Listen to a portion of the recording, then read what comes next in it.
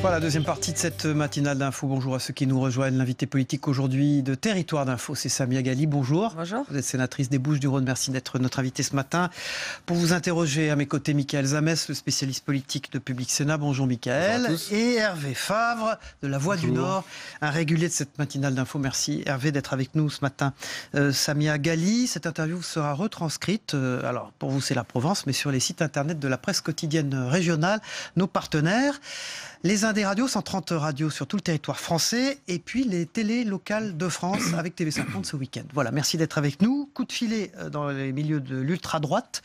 Hier, Logan Alexandre Nizin, 21 ans, a été interpellé. 10 autres personnes ont été arrêtées. Il est mis en examen pour association de malfaiteurs. Il projetait des attentats contre des personnalités. Alors d'abord, vous n'étiez pas concerné, votre nom n'est pas apparu. Quelle est votre réaction par rapport à Écoutez, c'est toujours d'abord tant mieux, parce que si effectivement ces gens-là sont dangereux, il fallait qu'ils sortent du circuit, et tant mieux et bravo à la police pour le travail qui a été fait, et que ces gens-là ne soient mis hors de nuire, hors état de nuire. Ensuite, ça montre aussi que les hommes et les femmes politiques sont des gens, des cibles, que ce soit les intégristes, peu importe là où ils se trouvent, peu importe ce qui les motive, peu importe ce qui les caractérise les uns et les autres, en tout cas ils ont tous le même objectif, c'est de faire du mal.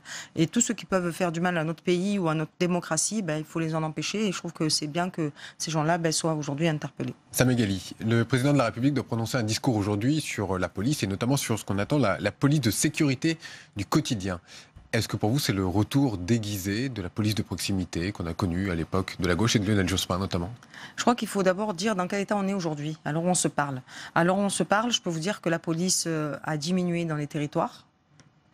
Voilà, les chiffres à l'appui. Que les CRS ont complètement déserté des quartiers là où ils étaient justement, où ils faisaient un gros travail. Ils ont complètement déserté. On nous parle aujourd'hui d'une police de proximité en 2018, dont acte, sauf qu'on va envoyer une police de proximité aujourd'hui dans des endroits où le danger est omniprésent. Quand je dis le danger, je mesure mes mots, et que je ne suis pas sûre que ce soit bien de le faire je ne sais pas dans quelle forme ça va se faire. C'est pas forcément la bonne réponse adaptée, et non, spécifiquement des quartiers de Marseille. C'était bien au moment où on avait fait un gros travail sur la sécurité. Aujourd'hui, dans l'état dans lequel sont certains quartiers, je déconseille de mettre de la police de proximité dans ces quartiers, je vous le dis, oui. Samia Ghali, vous vous êtes fait connaître il y a quelques années en disant qu'il fallait envoyer l'armée dans ces quartiers. Est-ce que vous restez sur cette position? Parce que oui, ça avait suscité beaucoup de réactions. Je reste sur une position qui est, moi, très claire. Aujourd'hui, on a des quartiers où la délinquance juvénile, d'ailleurs, est de plus en plus forte à un niveau tel que vous ne pouvez même pas l'imaginer. C'est-à-dire que même les films vous savez, même les grosses productions comme Netflix n'ont pas osé les inventer quelques scénarios qu'on vit au quotidien.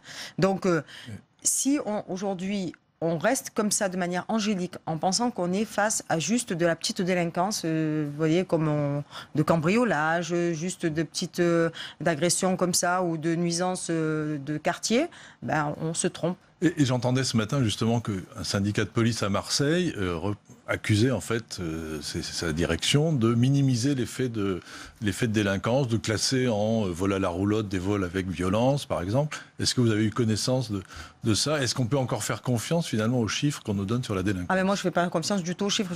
Moi je vais vous dire une chose. J'ai un baromètre, c'est la population.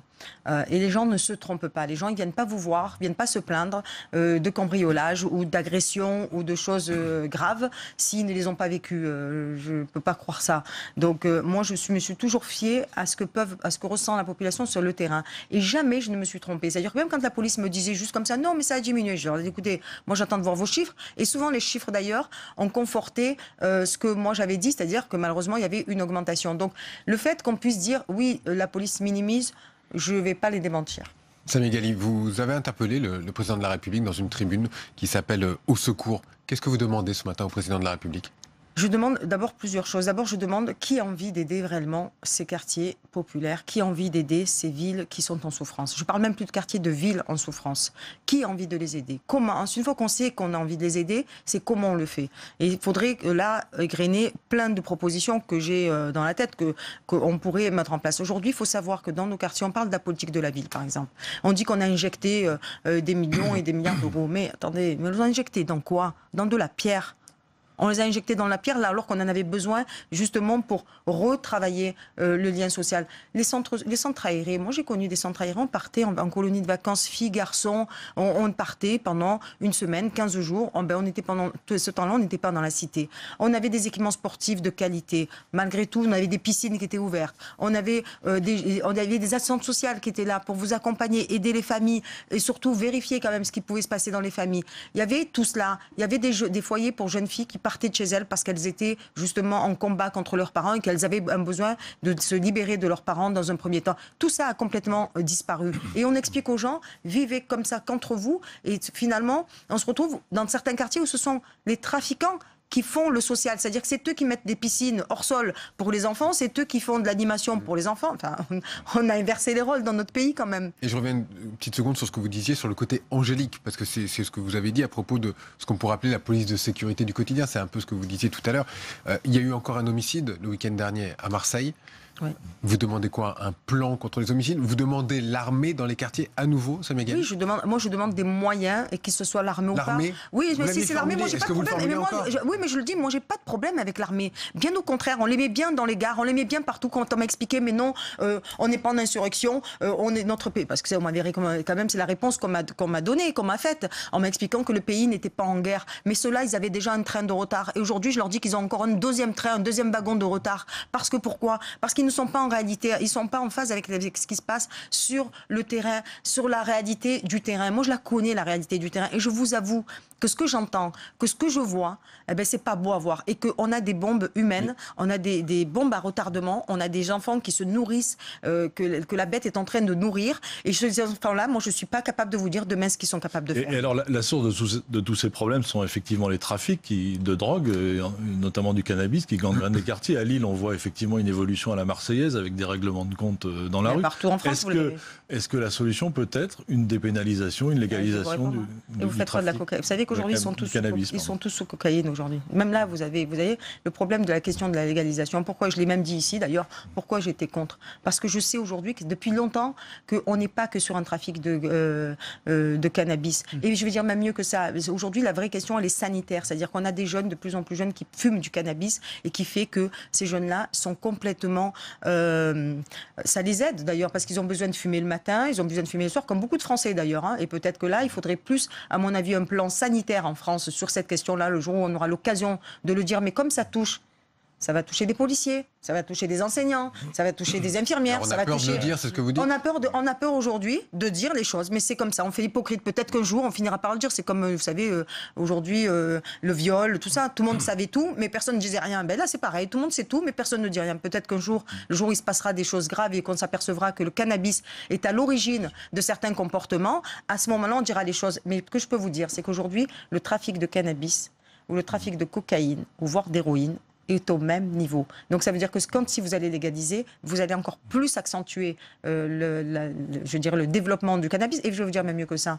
Vous savez, on parlait du jeune qui a tué les deux jeunes filles à la gare Saint-Charles. Il était clandestin.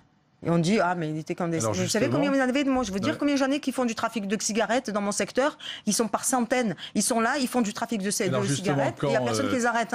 Quand Emmanuel Macron dit désormais les clandestins qui commettront des délits, voire des crimes, on les expulsera, vous y croyez? Déjà, moi, je vais vous dire franchement, il y a peut-être un terme qui m'a choqué, c'est de dire, si on est clandestin, est-ce qu'on doit rester... Est-ce que quand on est clandestin, on est automatiquement français? C'est une question, parce que si dans ce que dit Emmanuel Macron, j'entends dire que s'ils commettent un crime, ça veut dire que s'ils ne le commettent pas, ils peuvent être français. Dans ce cas-là, il faut... Non, mais c'est une vraie question, parce que là aussi, quel message on envoie? Ça veut dire que tu peux être clandestin en France, on ne t'embêtera pas si tu ne commets pas de crime. Mais pourquoi pas, à la limite? Mais dans ce cas-là, alors il faut le régulariser. Et de l'autre côté, mais attendez, mais tous les jours, vous avez des clandestins qui commettent des crimes. Tous les jours, ils se battent entre eux, ils se prennent à coups de machette. Moi, je peux vous le dire, devant la mairie. Et donc, c'est pas... tout le monde le sait. Donc là aussi, personne ne les arrête. Mais vous n'avez pas le sentiment. Personne les arrête. Vous n'avez pas le sentiment d'être entendu un peu? Vous avez des contacts avec Emmanuel Macron, vous l'avez soutenu. Est-ce que vous êtes entendu? Est-ce que vos cris, vous êtes venu sur ce plateau il n'y a pas si longtemps, parler de tout ça. Est-ce que depuis, par exemple, vous avez eu des contacts? Écoutez, moi, ce qui m'inquiète, c'est pas le fait d'être entendu, c'est qu'est-ce qu'on met en place. Parce que pour l'instant, je vois rien je vois rien qui est organisé pour mettre les choses en place. Donc, je dis juste que sur ces questions-là, moi, j'attends du gouvernement, mais je suis pas la seule. Apparemment, il y a d'autres maires d'autres villes qui ont dit quasiment, on a dit les choses en même temps sans même s'être consultés. C'est quand même, on est peut-être on est plus réaliste que d'autres. Voilà. Et sur ces questions-là, où on laisse finalement des pans entiers de la société oubliés, 14 millions de Français quand même qu'on oublie, 14 millions de Français, c'est pas rien. Voilà, qui sont oubliés dans notre pays, auxquels il faut apporter des réponses. Moi, je le dis, pourquoi? Parce que ça ne sert à rien de lutter contre le terrorisme si derrière on laisse des enfants qui, demain, on ne sait pas ce qu'ils deviendront. Ce sera peut-être une autre forme de terrorisme qui se produira en France, mais qu'on aura du mal, les uns et les autres, à arrêter et à contenir. Parce que quand vous laissez des enfants naître, grandir dans la violence permanente, dont c'est l'éducation aujourd'hui de leur vie, enfin, c'est ce qui les fait grandir aujourd'hui, c'est la violence. Et il faut être encore plus violent que que les adultes, ou en tout cas que leurs frères ou leurs voisins. Ben, je n'ose imaginer demain dans quel état ces enfants vont grandir et qu'est-ce qu'ils seront demain. Samia Ghali, peut-être nous entendre également sur la politique économique du gouvernement. Près de 100 parlementaires, de gauche la plupart, signent une tribune dans Libération pour publier l'impact des mesures fiscales sur les Français les plus riches, les 100 plus riches en fait. J'ai pas lu votre nom dans ceux qui ont signé cet appel. Vous n'êtes plus de gauche ? Ah si, moi je suis de gauche. Après, vous savez, c'est pas personne n'a le monopole du cœur à gauche. Hein. Voilà, donc, qui a le monopole aujourd'hui? Voilà, je crois qu'on l'a tous d'ailleurs. Hein. Mais ce que je veux dire, c'est que d'abord, je n'ai pas été contactée. Peut-être aussi considère que peut-être je me sens assez libre. Et j'ai pour habitude de jamais trop signer ce genre de pétitions qui sont toujours, de mon point de vue, après c'est leur droit. Moi, je le respecte, hein, j'ai pas de souci. Mais moi, je suis pas, parce que je peux pas dire que tout va mal, quoi. Voilà, moi, la taxe d'habitation, je vous dis franchement, je la défends. Je l'ai défendue avant même qu'Emmanuel Macron le fasse. C'est-à-dire que quand j'étais au conseil municipal de Marseille, j'avais déjà interpellé le maire de Marseille sur cette question de taxe d'habitation. Quand on habite justement dans une tour à la Castellane ou dans un quartier, dans ces quartiers où on a l'école qui fonctionne pas, où on n'a pas d'équipement public, où on n'a pas tout ça, plus on est obligé de vivre avec les dealers et compagnie dans la cité, et on paye plus cher que celui qui est au Vallon des Offres, qui a la mer, qui a pas de soucis et qui a les meilleurs restaurants autour de chez lui. Alors je dis juste que oui, sur cette question de la taxe d'habitation, je trouve qu'elle était injuste et que c'est une bonne réforme. Pour autant, est-ce que ça veut dire que je donne un chèque en blanc à Emmanuel Macron? Non, je suis pas d'accord avec tout ce qu'il propose. Donc, mais en tout cas, ce qui est sûr, c'est que moi je ferai le tri des bonnes et des mauvaises solutions. Samia Ghali, sénatrice Parti Socialiste des Bouches-du-Rhône, est notre invitée politique ce matin dans Territoire d'Info. Alors dans ce contexte, comment avez-vous pris la sortie de François Hollande contre Emmanuel Macron à propos de l'ISF? Ouais, enfin, vous savez... Ça vous laisse quoi? Non, moi, vous savez, quand je considère qu'on a été aux affaires et que, aux yeux des Français, on n'a pas brillé, je pense qu'il faut laisser les Critique sévère d'Hollande, là. Comment? Critique sévère de François Non, mais moi Hollande. j'ai toujours été, donc c'est pas le problème. Moi j'ai pas été d'accord avec plein de choses qu'il a mis en place, donc je vais pas dire c'est pas critique sévère. Je continue dans ma lignée. Un président ne devrait pas changer, dire ça. Je change pas de veste. Moi en fonction. Donc, il aurait pas dû dire ça. Est-ce que François Hollande ne parle pas parce qu'il estime que le PS aujourd'hui est inaudible et donc voilà, il essaye de combler un vide? Grâce à qui il est inaudible, le PS? Parce que quand même des fois il faut un peu se remettre en question quand même, parce qu'on ne peut pas avoir cassé Allez au toute bout. la. C'est grâce à qui, Il a cassé. Excusez-nous. Oui, non mais oui, Oui. François Hollande. Il a cassé toute la vaisselle et maintenant il dit ah mais ils ont plus d'assiettes pour manger. Ah oui, d'accord, mais tu as tout cassé. Donc à un moment, il faudrait peut-être d'abord que lui dise au Parti socialiste pardon quand même, excusez-moi, j'ai fait des choix qui n'ont pas été les bons. J'ai mené une politique qui n'est pas la bonne. Si ça avait été la bonne, les Français l'auraient gardé. Ils se seraient battus pour le garder. Ils auraient manifesté. Ça n'a pas été le cas. Enfin bon, il s'est fait coiffer quand même par celui qui l'a formé, par Emmanuel Macron, Mais il a dit, un coup de vent. C'est quand même, il a laissé entendre en même temps qu'il n'avait pas l'intention finalement de se retirer de la politique. Qu'est-ce qu'il cherche? Bah, écoutez, ça, je sais pas, moi je suis pas dans la tête de François Hollande, je vous rassure. Je ne dîne pas avec François Hollande, donc comme je ne sais pas ce qu'il a dans sa tête, je peux pas parler pour lui. Mais en tout cas, ce que je peux savoir, ce que je peux dire, c'est que qu'aujourd'hui, il apporte un regard extérieur. C'est peut-être toujours plus facile d'avoir le regard extérieur, peut-être que quand on est à l'intérieur. Mais je pense que d'abord, avant de regarder, d'avoir un regard critique sur les autres, il faut d'abord se faire sa propre critique, de se dire qu'est-ce qui n'a pas marché. Et qu'ils nous disent à nous, oui, là je me suis trompé, là je me suis trompé, et à partir de là, on pourra partir à zéro. Samia Ghali, depuis ce matin 6h, les camions qui s'occupent du ramassage des ordures à Marseille, visiblement, ont levé le blocage. Oui, tout à fait, depuis hier quand même. Donc, est-ce que ça veut dire que tout est résolu pour autant? Et est-ce que vous pouvez dire que ce matin, les Marseillais peuvent respirer? Écoutez, vous savez, quand il y a une semaine de grève, ça va être plus long qu'un jour ou quelques heures pour tout nettoyer. Parce que je vous assure, vous n'avez pas vu les rues de Marseille, et notamment dans les quartiers nord. Si, c'était. On a même passé un reportage dans la télévision. Voilà. Et je peux vous dire que c'était encore hier. D'ailleurs, on le voit derrière vous. Donc, d'abord, c'était une question aussi de sécurité, parce que s'il y a le feu là, si on y met. Et sanitaire, sûrement. Et sanitaire, je vous parle pas. Déjà qu'on est dans une ville où il y a des rats, c'est des chats. Si en plus on leur donne à bouffer comme ça, les pauvres, même eux, ils mangent plus. Qu'est-ce que vous dites aux Marseillais ce matin? Je dis aux Marseillais d'abord qu'ils sont courageux. Voilà, c'est un peuple, vous savez, les Marseillais, c'est un peuple de courage. C'est un peuple qui est toujours dans la bataille, qui ne se plaint pas, contrairement à ce qu'on peut croire. Ce qu'on pourrait dire même dans notre ville de France, je crois que c'est la ville, finalement, où on se plaît le moins, où on subit le plus. Je voulais vous demander quand même, vous avez subi une perquisition il y a un mois chez vous. Oui. Vous êtes mis en cause, soupçonné, dans une affaire concernant votre domicile, votre maison, et des financements à des associations. Qu'est-ce que vous pouvez nous dire à ce sujet aujourd'hui? Vous êtes sereine par rapport à tout ça? J'espère que vous me voyez devant vous complètement détendue et sereine. Deux choses. Vous n'êtes pas inquiétée par la justice, là? Non, il y a une enquête préliminaire, elle est à charge et à décharge. Il y a une lettre anonyme, qui a des lettres anonymes, bien sûr, de personnes très attentionnées, qui ont dit un certain nombre de choses de comment j'avais pu acheter ma maison. Déjà, ça veut dire que, vous savez, une assignation à résidence là, qui a été faite, je m'inscris complètement dedans.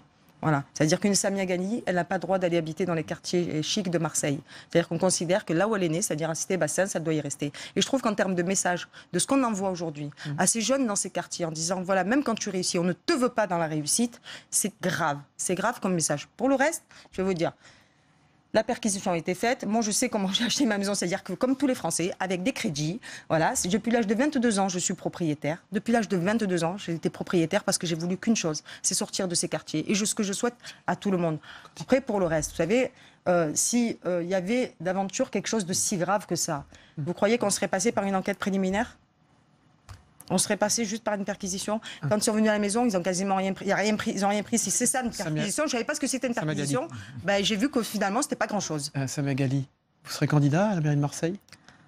Écoutez, vous savez, la vie politique, c'est chaque pas, un après l'autre. Voilà. Et je vous promets que si c'était le cas, je viendrai vous le dire. Donc vous viendrez nous le dire quand vous le serez? Je viendrai vous le dire. Et il y a une chance que vous le soyez? En tout cas, ce qui est sûr, ce que je peux vous dire. Est-ce qu'il y a une chance que vous le soyez? Une chance. Bien sûr qu'il y a une chance que je le sois. Merci Samia Ghali, sénatrice des Bouches-du-Rhône, qui a donc une chance qu'elle soit candidate à la mairie de Marseille. Merci, on passe au débrief de vos propos dans un instant. Je pense que cette phrase va être assez commentée. Merci Samia Ghali.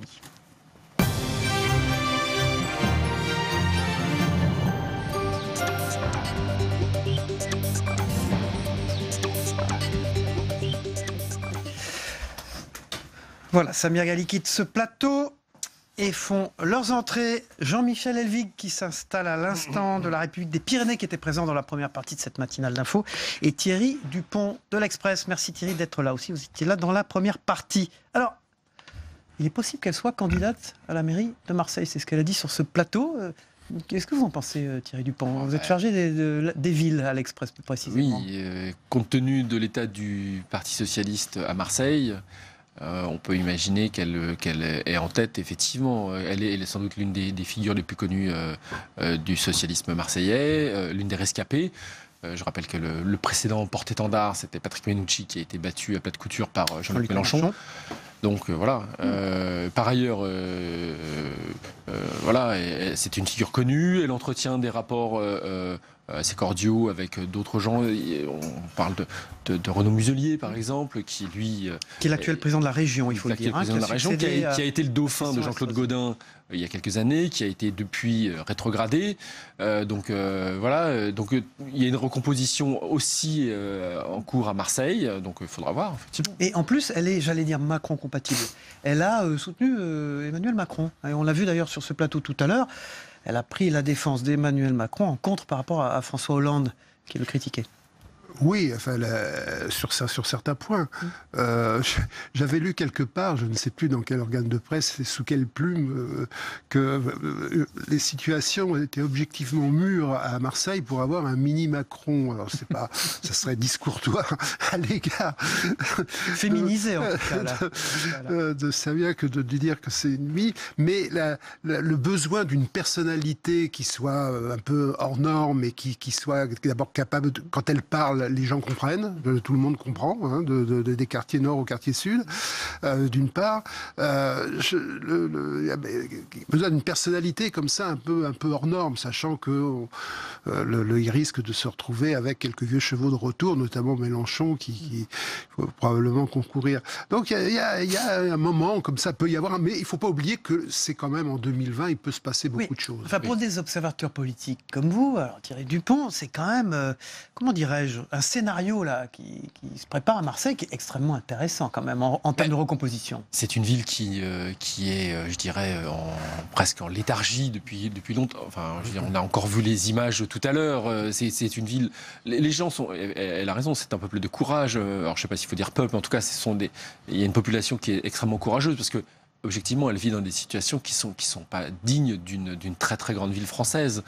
Quand on voit la grève, il y avait encore là récemment sur les ramassages d'ordures. Je pense qu'à Paris ou à Lyon, ça ne tiendrait pas. Enfin, les gens sont un peu résignés parce qu'il ne se passe pas grand-chose. Il y a une déliquescence de la classe politique marseillaise depuis très longtemps. Jean-Claude Gaudin a quand même étouffé toute velléité voilà, donc il gère au quotidien, mais voilà, donc je pense que les gens attendent un sursaut aujourd'hui. Jean-Michel Lévy, d'accord. Oui, c'est ça, il y a besoin d'une personnalité qui entraîne comme ça, un peu au-delà de son camp, de son propre camp. Alors moi, je ne connais pas suffisamment la vie politique marseillaise pour savoir si elle a une capacité à rassembler au-delà de ce qu'il est convenu encore d'appeler la gauche, mais en tous les cas, c'est une personnalité forte et qui pourrait incarner comme ça Marseille dans son côté à la fois volontaire, dynamique et en même temps populaire. Et je pense qu'elle elle a un rôle à jouer. Surtout que c'est une ville qui a beaucoup d'atouts, hein. Enfin, je veux dire, ne serait-ce que par son ouverture maritime, c'est quand même. Il n'y a pas de raison que Marseille soit à la traîne des autres grandes villes. Alors, on parle une minute des thèmes qu'elle a abordés. Elle ne voit pas suffisamment de policiers dans les quartiers, comme elle dit. Elle dit que les habitants ne le ressentent pas comme tel, en fait. Et que donc, elle pose la question, quand est-ce qu'on aidera ces villes en souffrance, dit-elle. Même pas ces quartiers, ces villes en souffrance. Oui, parce que les quartiers nord, je pense que la situation ne s'améliore pas. La lutte contre le terrorisme fait qu'il y a une mobilisation des policiers partout sur le territoire. Mais on devrait les voir. Elle dit qu'on ne les voit pas. Vous avez oui, mais du coup, je pense qu'on les voit aussi plus dans les centres-villes, plus que dans les quartiers. Il y a eu pendant longtemps une politique, vous savez bien, où on mettait des cars de CRS partout dans les cités. Pour sécuriser les lieux. Je ne suis pas sûr que c'est encore le cas aujourd'hui. En tout cas, c'est ce que semble dire Samia Ghali, et qu'elle est assez critique sur le fait si aujourd'hui on met des patrouilles de policiers du quotidien, alors, je ne sais plus exactement quelle est la formulation, mais en tout cas, de police de proximité, le retour de la police de proximité. Quotidien si vous de sécurité, là. Oui, si vous les mettez comme ça, si vous mettez quelques unités qui viennent patrouiller de temps en temps, ils vont être... à mon avis, en tout cas, et ça semble être confirmé par Samia Ghali, assez mal accueillis dans les quartiers nord de Marseille. Et elle dit en plus que ce n'est pas du tout adapté, Jean-Michel Helvig, à ces enfants qui sont nourris par les violences et les trafics, elle dit ce matin. Oui, non, c'est vrai. Elle est très convaincante dans la description des symptômes, dans le diagnostic, dans les risques. On sent qu'elle connaît. Elle sait qu'elle est dans ces quartiers. Elle voit ce qui se dessine, l'évolution des trafics, ces problèmes terribles de génération d'enfants qui sont déjà des gangsters sans foi ni loi à 12-13 ans. Qu'est-ce qu'ils seront à 25 ou à 30 ? Ça, elle le décrit assez bien. Alors, quand on passe au stade des préconisations, là, effectivement, c'est plus compliqué. La présence policière, on voit plus les CRS, pourquoi pas l'armée, mais enfin, l'armée, les militaires, déjà, on a dit que c'était des cibles trop faciles lorsqu'ils se promenaient dans les lieux publics, les gares, etc. Alors que vous imaginez des militaires avec leur mitraillette en treillis, se baladant dans des cités où il y a 15 étages, où tout peut arriver du ciel, si je veux dire. Occupé, quoi. Donc ça pose quand même un problème. Le problème de la visibilité de la police, c'est quelle police est visible. Et il vaut mieux une police qui soit effectivement une police plutôt d'îlotage, mais ça prend beaucoup de temps, quoi. Voilà, c'est facile d'appuyer sur un bouton. Vous avez une compagnie de CRS, vous avez un bataillon de chasseurs alpins, je ne sais quoi, qui va venir. Mais pour réintroduire de la police qui puisse au jour le jour parler avec les gens en uniforme, ça demande beaucoup de temps. Est-ce qu'on leur laissera le temps? Je ne sais pas. Thierry Dupont. Oui, et puis surtout, elle critiquait un peu aussi la politique qui a été menée, notamment tout ce qui est la rénovation urbaine, parce qu'en fait, elle disait que on avait beaucoup investi dans la pierre pour rénover les bâtiments, mais qu'en fait, la situation sociale des gens, elle n'avait pas investi du tout dans le lien social. On n'avait pas investi dans le lien social. Et puis la clé de tout, c'est quand même l'économie, le travail. Je veux dire, si vous mettez du travail, si vous mettez les gens au travail, si les gens retrouvent un emploi, s'ils arrivent à faire vivre correctement, dignement leur famille, voilà, vous ferez baisser toute la... Vous pointiez le fait pendant que Jean-Michel Helvig parlait de la possibilité que l'armée vienne dans les quartiers. Ce serait un symbole que vous estimez mauvais. En même temps, les militaires ont, j'allais dire, la cote avec les Français, non? Oui, ça dépend lesquels et ça dépend dans quelle situation, quand même. Moi, on peut comprendre que... Non, parce qu'elle a réitéré ce matin. Elle a réitéré mais on peut comprendre. Demande à la limite que l'armée soit dans les quartiers. Moi, je me rappelle des appels de Stéphane Gatignon à Sevran, pareil. C'est toujours des appels du désespoir, mais moi, je ne crois absolument pas que ça puisse régler quoi que ce soit. Et puis, par ailleurs, je pense que c'est un... Rappelez-vous, on a quand même eu du mal à voir patrouiller des soldats. Alors maintenant, ok, il y a le terrorisme et tout ça, mais c'est quand même... Il faut que ça reste confiné, à mon avis, aux endroits publics stratégiques, comme les gares, ce genre de choses. Si vous commencez à avoir des soldats qui patrouillent en bas de chez vous tout le temps... Je suis désolé, moi ça pose... En plus, il y a quand même un problème sans vouloir, je ne veux pas m'ériger en critique, parce que après tout, je ne vis pas cette réalité. Mais il y a un certain sens à mettre des militaires dans les gares, dans les lieux publics, parce que d'une certaine façon, on est en guerre, même si ça choque les oreilles de certains contre le terrorisme. On ne peut pas dire qu'on est en guerre contre certaines populations des cités. Il y a une question de symbolique dans l'utilisation des moyens de coercition auxquels il faut faire attention. Thierry Dupont, dernier mot là-dessus? Oui, non. Et puis, j'ai beaucoup aimé la phrase sur François Hollande qui a cassé toute la vaisselle. Oui. Et qui se demande pourquoi plus personne n'a d'assiette. Ça assez fort. Mais c'est vrai qu'elle a une façon de parler qui plaît et qui accroche. Donc, merci. Thierry Dupont de l'Express, Jean-Michel Helvig de la République des Pyrénées.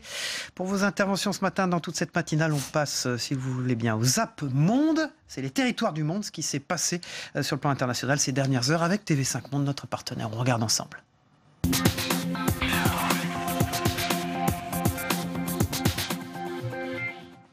L'État d'Hawaï contre la Maison-Blanche. Le juge Derrick Watson contre le président Donald Trump. Et dans ce bras de fer juridique entre David et Goliath, pour l'instant, c'est le petit État du Pacifique qui l'emporte. Car pour la deuxième fois en seulement 7 mois, la Cour fédérale d'Hawaï bloque le décret anti-immigration de Donald Trump. Motif : discrimination fondée sur la nationalité. Le texte, l'un des plus controversés du président américain, vise à interdire l'entrée aux États-Unis aux ressortissants de 7 pays. L'Iran, le Yémen, la Syrie, la Libye, la Somalie, le Tchad et la Corée du Nord. Ouverture à Pékin du congrès du Parti communiste chinois. Quelques 2300 délégués de ce 19e rendez-vous vont se réunir donc à huis clos pour désigner le comité central, sorte de parlement du parti composé de 205 membres. En bout de course, il s'en dégagera un bureau politique qui devra confirmer le nouveau mandat du président Xi Jinping. Comme un symbole, c'est une femme qui plante le drapeau de la libération sur ce rond-point de Raqqa. Depuis plus d'1 an, c'est elle qui dirige l'assaut contre la capitale autoproclamée de Daesh. Ce rond-point avait été surnommé le rond-point de l'enfer par les habitants. C'est ici que le groupe terroriste exécutait ses victimes. Aujourd'hui, c'est donc fini. Une coalition de combattants kurdes et arabes, soutenue par les États-Unis, a repris la ville. Comment je me sens? Je vole, regardez, je suis trop heureux. Imposez les sanctions que vous voulez. Personne n'arrête le Venezuela, rien ni personne ne va nous arrêter. L'Union européenne a une vision biaisée, partiale en faveur de la droite et ils ont rompu tous les mécanismes de consultation politique. La seule chose que fait l'Union européenne pour le Venezuela, c'est de se subordonner, se faire esclave de ce que dicte Washington. Espérons qu'ils ouvrent les yeux et qu'ils voient que le chavisme au Venezuela détient la majorité et qu'il est irremplaçable.